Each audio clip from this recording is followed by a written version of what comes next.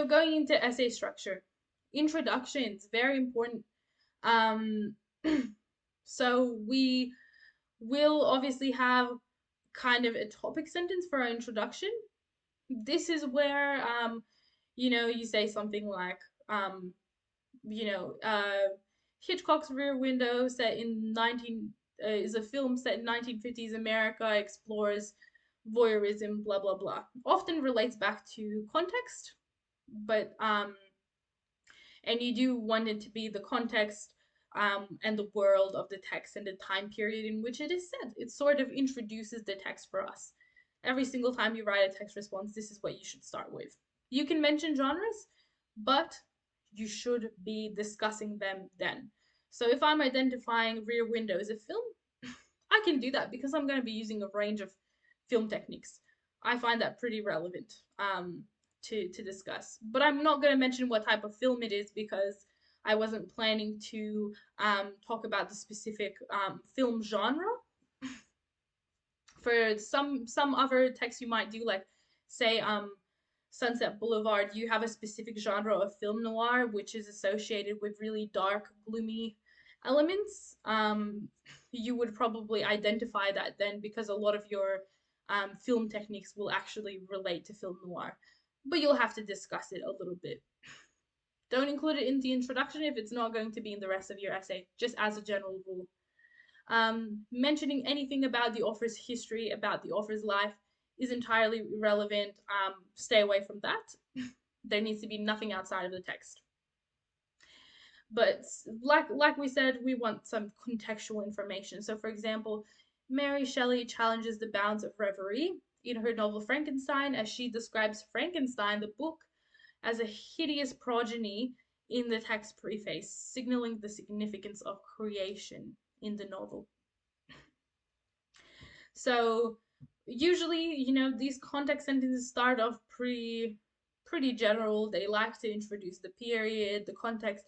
That's an okay structure to follow, but you should make sure that the rest of that contextual information is relevant to the prompt.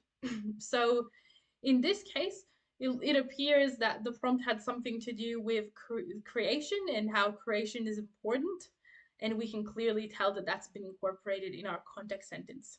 Be aware of sentences that are way too general. Wrap your prompt somewhere in there and give contextual information that's got something to do with your prompt.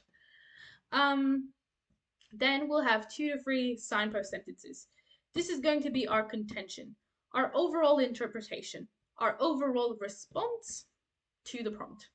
And it's also going to have the summary of our topic sentences or arguments, stated in different words, of course, and much shorter, briefer, hopefully, just the main ideas. So obviously, going back to planning, if we didn't plan, how would we write this? So always plan.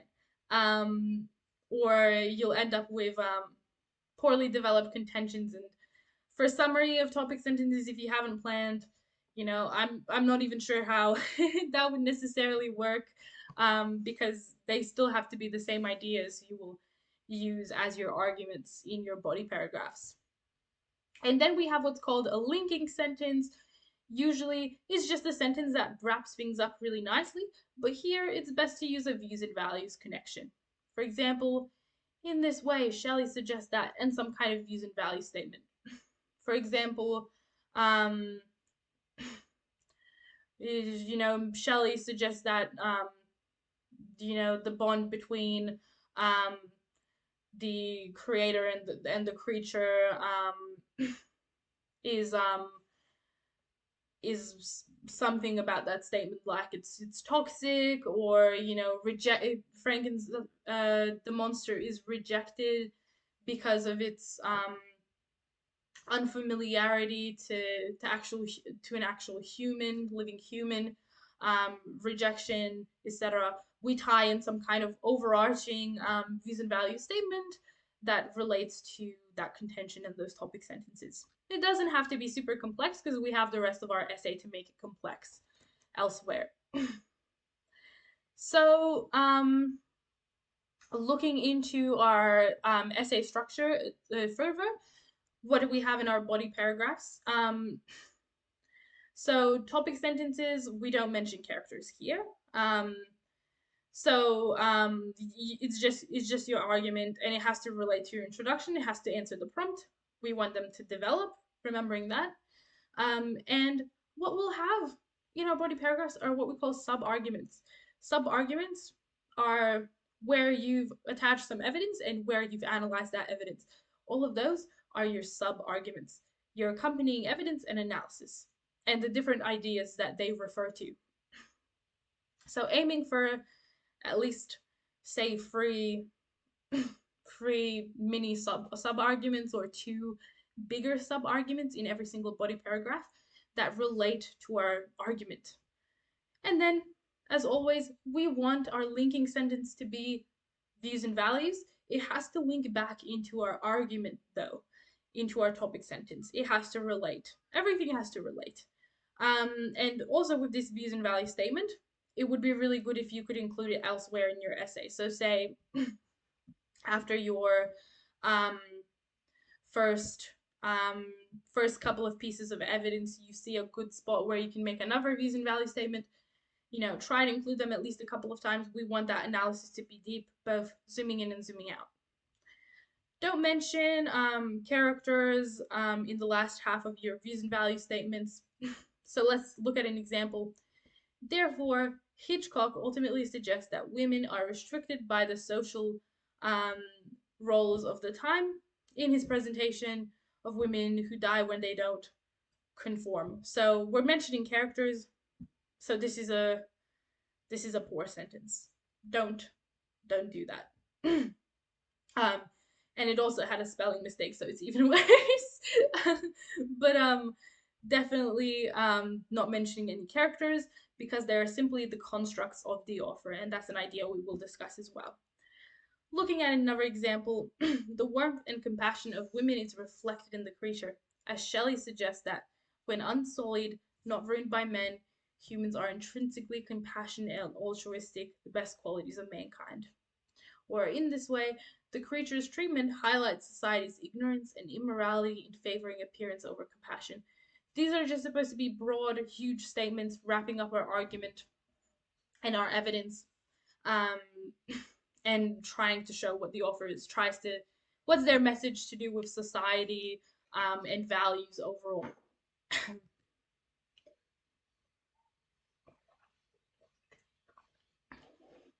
Now, when writing a conclusion, we want to have a first sentence that's essentially restating our contention in different words. It summarizes everything that was our argument, right? So it's restating your contention in different words. Hopefully, at this stage, you're able to develop it further. So you want to make it better. For example, Shelley explores the complexity of human morality in Frankenstein. It is through the creature that Shelley considers they may possess both good and evil. So this simply, as you can see, pretty much a restated form of the contention. You can write a second sentence if you would like to elaborate on the contention even further. So again, that's why it says spend some time summarizing it. There's nothing new. You've been doing this the whole time. You've been studying English, even year 10 and prior. And then, again, linking back to views and values and authorial intent. Your most complex, encompassing idea that's answering the prompt. That's what it should be. And you can use a sentence frame to make this really smooth. For example, therefore, Shelley ultimately suggests that. Now, we can see some examples here. Therefore, both authors present the rigid ideology as being insular and yielding the potential to diminish communities. Insular meaning isolating, if you weren't sure what that meant. So as you can see, we can ask some different questions to form that views and values statement, such as what is the author saying about the real world? What do they endorse, agree with, and suggest? And what do they condemn or criticize, the other side of the coin? What do they say about the human condition? So that simply means just the quality of being human in a community or in a society. And what is their message? all of these, you don't have to do all of this, right? You can just pick and choose one of these. These are to prompt you. A lot of students, though, a views and value statements is just going to flow out of you. After you've restated your contention, you're already going to have an idea of what you want to say. But if you struggle, use similar questions to help you. So, contentions. Your contention is your overall argument in response to the prompt, your interpretation. It's your umbrella stance that incorporates all of your sub arguments or your topic sentences. So, I've already mentioned this, but this is a great visualization for the visual learners in the room. Um, these are our topic sentences represented by sub-arguments, and our contention pretty much encompasses all of them, and may even include some additional, overarching general statements, but nothing outside of what we're going to discuss in our body paragraphs. So there are some don'ts. There are definitely some do's and don'ts, but we kind of been talking about what to do. Now we're going to have a chat about what not to do in terms of essay structure. Never restate the prompt in your own words. Don't just take the prompt and rewrite it and like change a few words around. You need to show that you really understand it by writing these, just fluent sentences that address the key ideas in the prompt, but don't just restate the whole thing. Examiners, assessors will notice that straight away. Never fully agree or disagree with the prompt.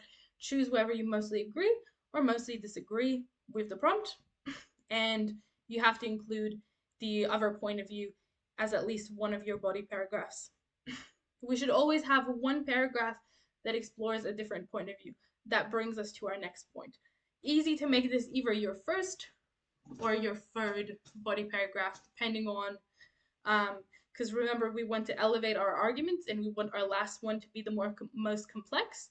So consider the position, but it usually just don't put it in the middle of your essay in your second body paragraph. And use linking words like however, whilst. We even have these for conclusions, overall, etc. English, they love to see us using a lot of linking words to make our sentences smooth and flowy. So here are examples of what contentions may look like for the prompts. Poetry suggests that memory is as much a source of pleasure as pain. I'm not going to try to pronounce that last name, guys. I'm sorry, but I feel like I'm not going to be able to pronounce that correctly. So looking at this prompt, the theme is memory. Memory brings just as much pleasure as it brings pain. So here's an example of contention. Whilst Old New World, that's the title, suggests that memory brings individuals both pleasure and pain. The author ultimately posits that such sensations are essential to the shaping of one's character. So we've decided we disagree with the prompt, and we're stating that memory is important for personal identity.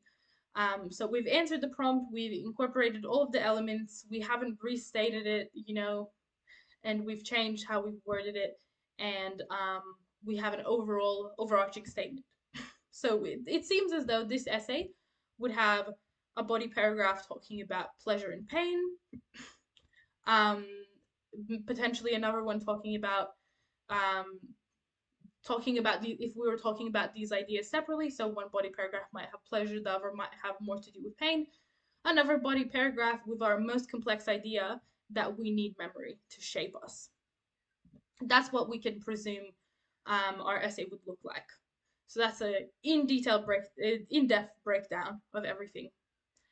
Looking at the prompt for Frankenstein, the world of Shelley's novel is characterized by injustice and ingratitude. To what extent do you agree? Whilst Shelley portrays a society plagued by prejudice and thus injustice, she also ruminates on the value of pure pursuits such as poetic justice and thankfulness within individuals detached from society. We've decided that we disagree with the prompt. Our contention is indicating that we will still spend a body paragraph discussing the injustices and ingratitudes present in Shelley's novel as part of us agreeing with the prompt, so the other point of view. And then we're going to talk about pure pursuits and detachment from society in the rest of our essay.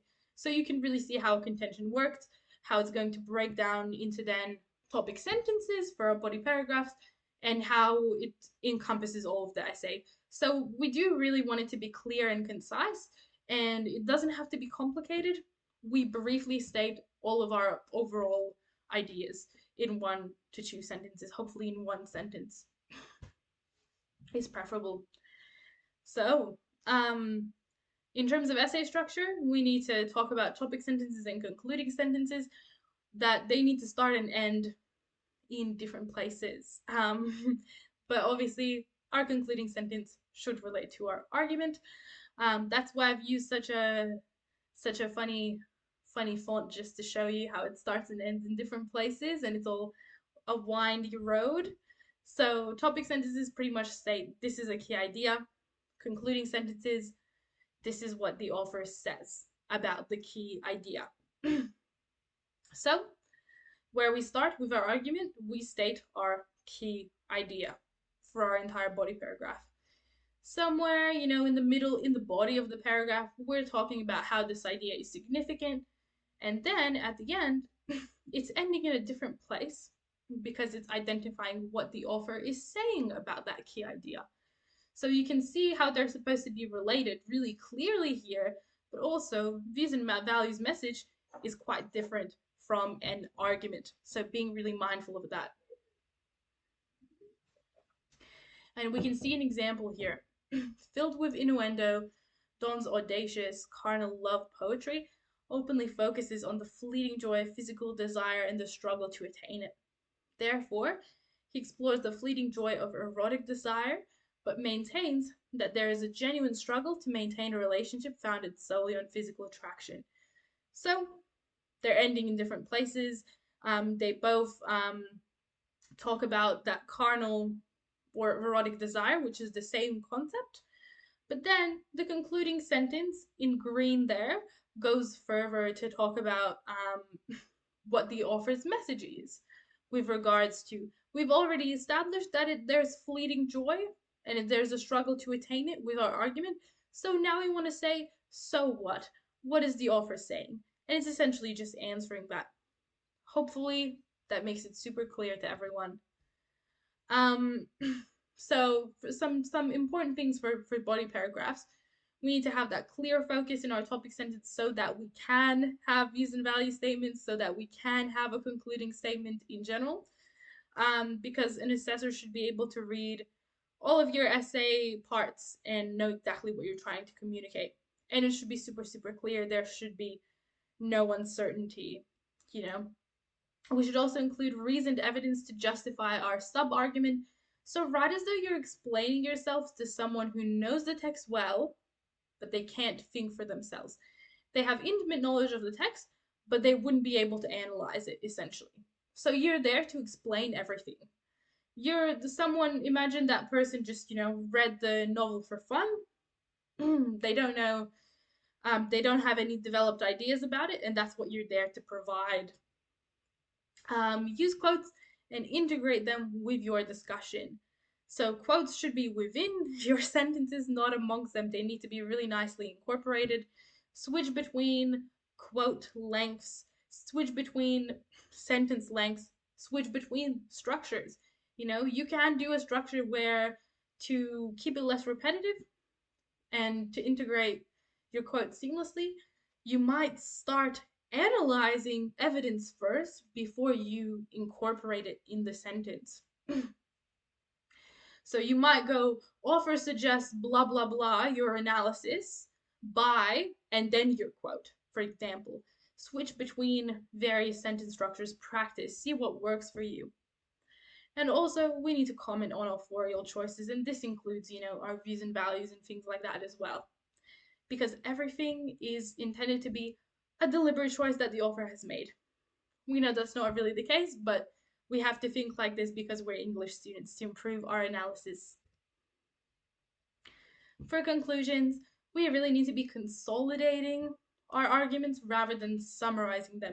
That's why I said this is where we should have more complex ideas so we can expand on our restated contention and elevate these ideas just that little bit further. That's that consolidation. So we need to always try to comment on the author's overarching intention and message and link to the text as a whole and to broader societal concerns. Here, also avoid as much as possible rewording any topic sentences or bringing up new evidence.